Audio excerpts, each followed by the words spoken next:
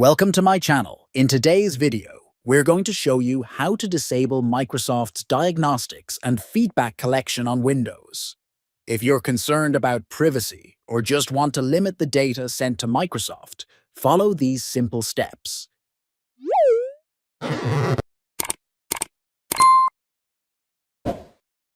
First, press the Windows key, I, to open your settings.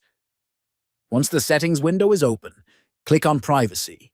In the left-hand menu, scroll down and find the Diagnostics and Feedback section. Click on it to access the settings. Under the Diagnostic Data section, you will see two options: Required Diagnostic Data and Optional Diagnostic Data.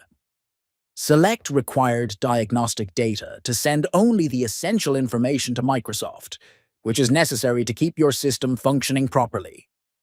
Next, scroll down to find the Improve Inking and Typing and Tailored Experiences options. You can turn these off as well to limit the feedback Microsoft collects from your device. Next, scroll down to find the Delete Diagnostic Data option.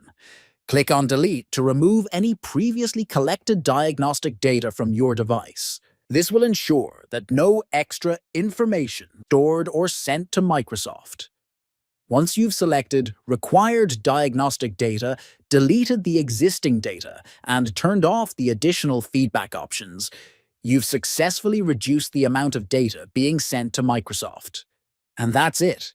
You've now taken control of your diagnostic settings and deleted any collected data. If you found this video helpful, be sure to like, share, and subscribe for more tech tips.